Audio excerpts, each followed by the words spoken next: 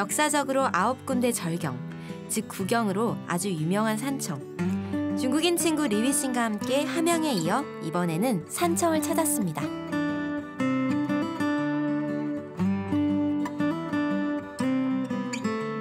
산청에 처음 도착해 우리가 찾은 곳은 산청 구경에 속해 있는 전통 한옥마을 남사 예담촌이었는데요. 이 마을 유림이신 손성모 선생님이 우리를 아주 반갑게 맞아주셨습니다. 오래된 담장이 이렇게 보기 좋게 이대로 이렇게 남아 있는 데가 전국적으로도 그리 흔치 않아요. 저도 이렇게 기와 이렇게 된 옛스러운 집이 이렇게 좀 된 데는 처음 본 것 같아요. 뭐 전국에서 한옥마을이 그 담장을 친 마을이 몇 군데 있는데 우리 마을만 한 데가 없더만. 저 고성 학동에 있는 그 담장도 내가 보기엔 우리 마을만 못해. 여기 이제 이 최씨 고가인데 문화재로 지정된 집이에요. 멋스러워요. 남사 예담촌은 옛 담장과 한옥이 어우러져 우리나라에서 가장 아름다운 마을 1호로 지정되어 있는 곳인데요. 18세기에서 20세기 초에 지어진 전통 한옥 40여 채가 아직까지 잘 보존되어 있었습니다. 이제 이게 우리 남도의 이 가정집의 전형적인 배치 구조인데 한 채가 이렇게 있고 이게 이제 미음자형으로 이쪽에 아래채가 있고 앞에 정면에 이제 사랑채가 따로 그래요. 그러니까 이 구조는 미음자 구조인데 김고가는 문화재로 지정이 된 집이 경상남도 문화재 자료 117호 그런가 봐요. 그런 집이고요. 뭐 집이 아주 보다시피 아주 잘 지어진 집이에요. 너무 신기하고 저희가 한번 이렇게 좀 보면 좀 이렇게 가까이 가서 좀 구경해도 될까요? 네, 둘러보세요. 저 인물은 나중에 또 인물.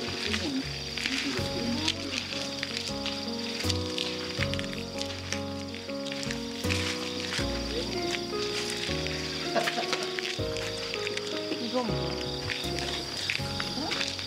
여기 이제 유실빵. 옛날에는 알을 띄어가지고 떡기를 뺏겨서 그렇게. 집안에 이런 게 있었나요? 여기에다가 배를 꽉 싸놓고 그래 끄집어 내가지고 여기다 찌가지고 그래가지고 쌀을 만들어가지고 밥을 해먹습니다. 단아하고 기품 있는 고택 곳곳에는 옛 생활이 묻어나는 흔적들이 그대로 간직되어 있었는데요. 우리 두 사람에게는 고택의 살림살이가 신기하기만 합니다. 옛 담 마을이라는 의미가 담긴 예담촌. 이름만큼이나 흙으로 빚은 담벼락이 너무 예쁘고 정겹게 느껴지는 풍경이죠? 문화재로 지정된 집인데 예담촌의 돌담길은 골목마다의 특징이 있는데요. 투박하면서도 곡선이 아름다운 골목 진입로에서 담쟁이 덩굴을 따라 들어가다 보면 정씨 집안의 문중, 회의장 겸 서당 역할을 한 사양 정사가 나옵니다. 그 마을 한가운데를 관통을 하는 냇물 이름이 사수라, 사수. 저 사자, 물 사자의 사수예요. 사수의 남쪽에 있는 정사다. 그런 뜻으로 사양정사라고 이름을 지었어요. 아주 규모 있게 잘 지어진 집인데 여기는 지금 외국 사람들도 모두 와서 여기 와서 민박을 하고 가는 그런 집이에요. 여기가 다른 데보다 좀 규모도 더 큰 것 같고 좀 제가 그동안 기존에 봤던 기와집보다는 좀 다른 구조인 것 같은데 그거에 대해서 좀 얘기해 주실 수 있을까요? 근데 이제 이게 이 집도 한 100년쯤 됐는데 이런 규모, 이 앞에 앞 기둥이 이게 모두가 다 이 기목나무인데 느티나무인데 요즘도 느티나무가 그리 귀하지만 옛날에 이 집을 지을 당시의 그 느티나무 기둥이라고 하는 것은 그 벌로 해 못해서 아주 돈이 많이 드는 그런 이거를 집을 지어졌는데 그런데 이런 그 돈을 많이 들여서 집을 지으면서 이게 보면 이 이 부연을 안 달고 그냥 색깔에가 그냥 이 하나로 이렇게 지어져 있다. 하나. 이게 부연을 안 다는 거는 예. 이렇게 이 멋을 내는 집이 부연을 충분히 달 수 있었을 텐데도 안 다는 것은 그 당시에 우리나라에서 이 건축을 궁궐이나 네. 또는 무슨 이 공공 건물인 서원이나 이런 건물 외에 개인의 집은 부연을 못 달게 했어. 부연을 못 달게 했기 때문에 이 부연이 없이 이렇게 지어졌는데 그래도 이 집은 엄청실히 참 멋을 내서 잘 지은 집이에요. 사수 남쪽의 항문을 연마하는 집이란 뜻인 사양정사. 이곳은 주로 자손이나 문객을 교육하는 용도로 사용되었다고 하는데요. 그래서인지 집안 곳곳은 책을 읽거나 그림을 그리고 또 차를 마시면 아주 잘 어울릴 것 같은 고즈넉한 분위기였습니다.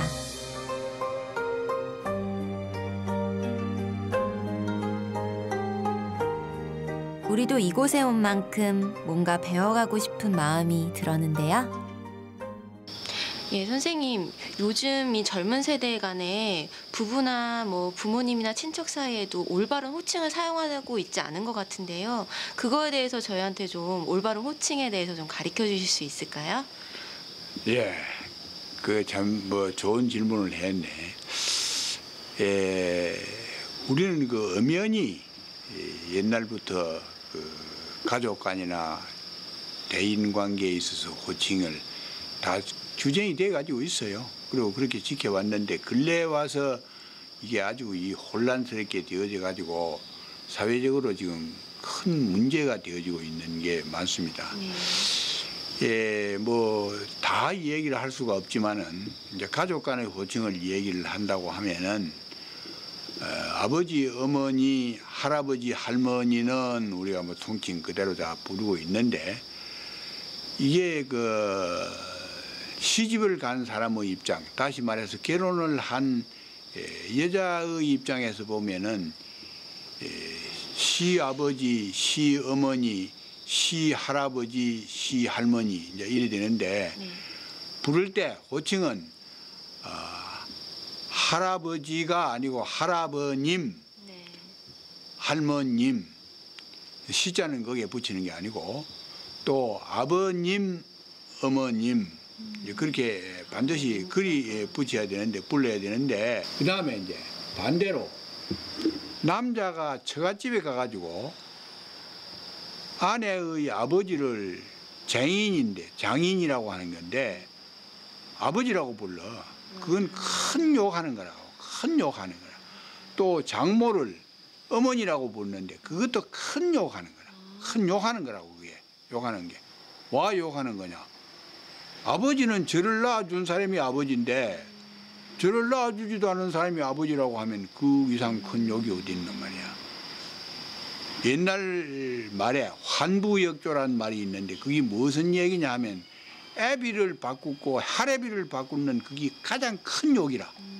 그런 욕 아이가 말이야. 그래서 절대 장인 장모를 아버지 어머니 해서는 안 돼. 그건 안 되고 장인어른 장모님 또는 빙장어른 빙모님 그렇게 얘기를 하고 할아버지 할머니에 대해서도 장조부님 장조모님 그렇게 얘기를 해야 되지. 할아버지 할머니 해서 안 돼. 뭐든지 빠르게 배우고 쉽게 행동하는 요즘. 서로를 부르는 이름 하나하나까지 상대방에 대한 존중을 담아낸 우리 선조들의 가르침을 한 번쯤 되새겨보면 좋지 않을까요?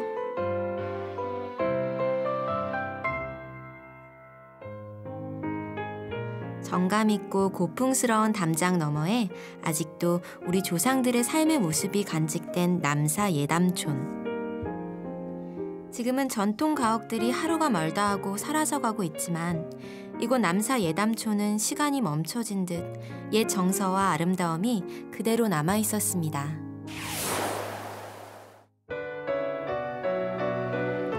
남사 예담촌의 돌담길을 걸어 나와 우리가 다시 향한 곳은 산청 구경 중 또 다른 곳, 남명 조식 선생의 유적지였습니다. 조선 중기의 유명한 유학자인 남명 조식 선생.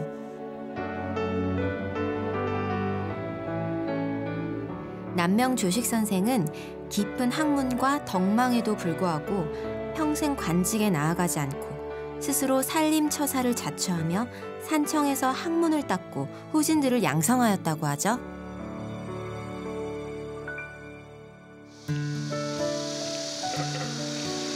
선비의 기상과 기품이 서린 남명 조식 선생의 기록들이 전해지는 유적지. 우리는 그곳에서 또 한 명의 훌륭한 유학자를 만나보기로 했습니다.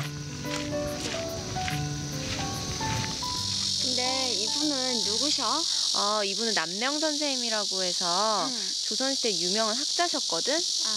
그러니까 임금한테도 되게 바른 말, 되게 그런 거를 많이 하셨고 되게 군자로서의 좀 기회가 높으셨던 분이라고.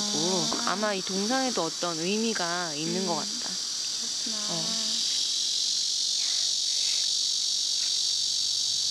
우리 저쪽으로 한번 갈까? 우리는 먼저 남명기념관으로 들어가 보기로 했는데요. 이곳은 남명 선생의 유품들을 모아 그의 사상을 한눈에 볼 수 있도록 만든 곳입니다. 그가 남긴 사상이 오래된 서책의 글자 한자 한자에 새겨져 있을 텐데요.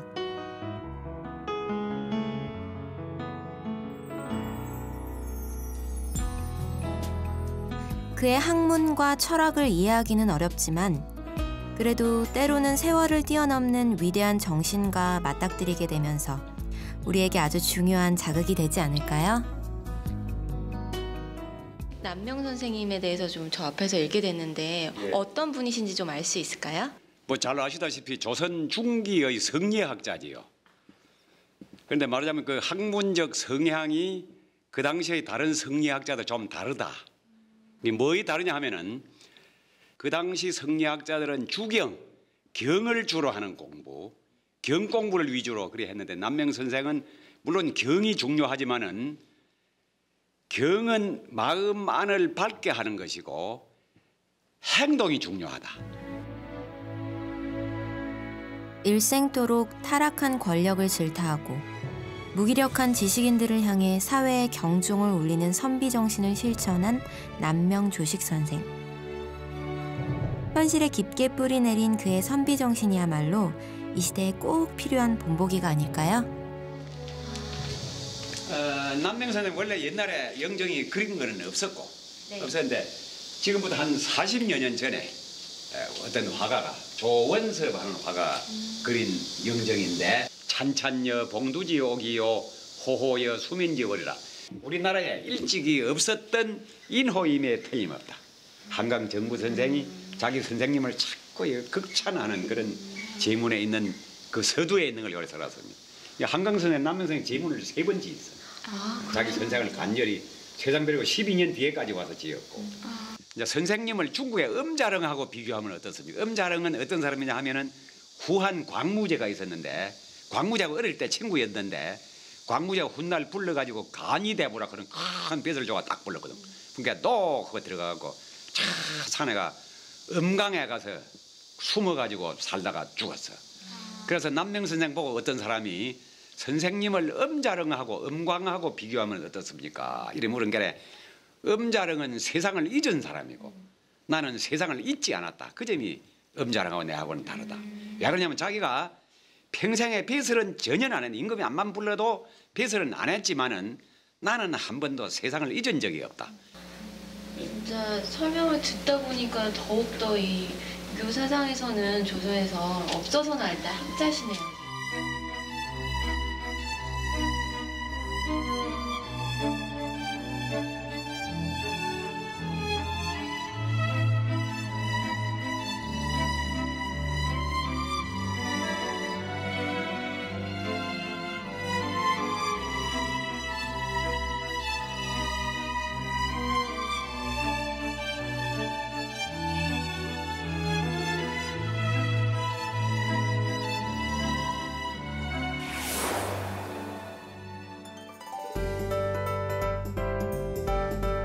산청은 또 한의학이 유명해서 동의보감촌이 형성되어 있는 것으로도 잘 알려져 있는데요.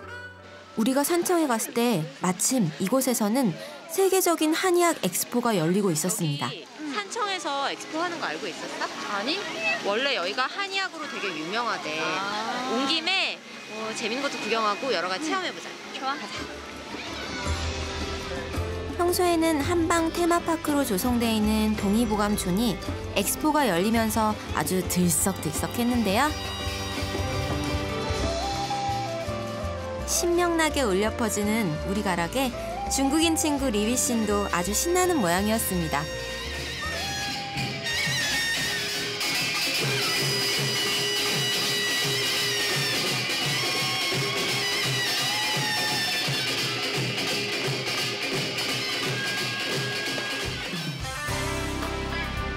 이곳은 엑스포 주재관인데요.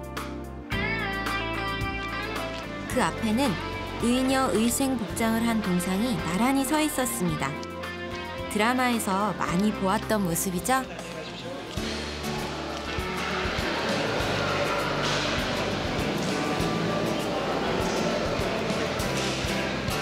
민간 의료에 수준을 세계화주의의 대표적인 인물을 윤석열 이치를 네, 학문을 닦는 과정을 거치면서 한의학을 수준을 높이 끌어올린 분이래. 아 그렇구나. 이제 막 이분은 좀 들어본 적 있는 것 같은데. 세계 기록 유산으로 등재돼 있는 동의보감. 2013년은 동의보감이 발간된 지 400년이 되는 해인데요. 그 취지에 걸맞게 엑스포 전시관 곳곳에서는 동의보감을 중심으로 우리나라 한의학의 전통과 역사, 그리고 미래에 대해 아주 자세히 기록되어 있었습니다. 전시 내용 중에서 특히 중국인인 리위 씨의 눈길을 끈 것은 옛날 우리의 생활상과 한의학을 조지하던 모습을 재현해 놓은 곳이었습니다.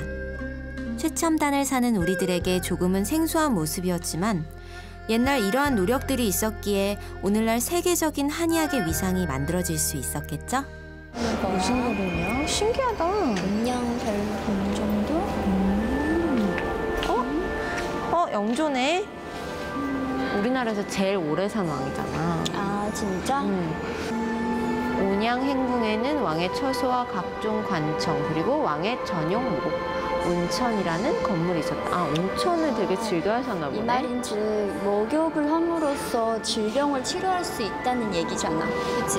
그렇지. 휴식도 되고 12첩 반상. 아, 아싸. 왕이 드실 수 있었던 12첩 반상은 굉장한 반찬과 이런 최고의 그런 밥상이 됐네? 그렇지. 근데 옛날 그 선조 왕들께서는 그 음식의 개념이 그렇게 크지 않았기 때문에 훨씬 더 화려하게 드시다가 음식 조절을 못 하셔서 일찍 이렇게 돌아가시는 경우도 많은데 이분은 되게 영조는 간결하게 건강과 장수를 중요하게 여기셨다는 역시 그러니까 음식으로 자기의 병을 다 다스렸다는 얘기잖아.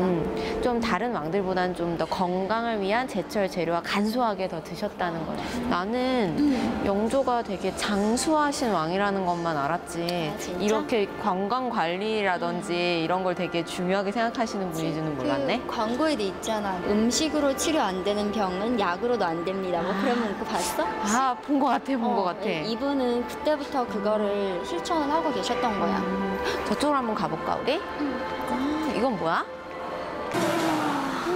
뭐야, 다? 여기 봐, 여기.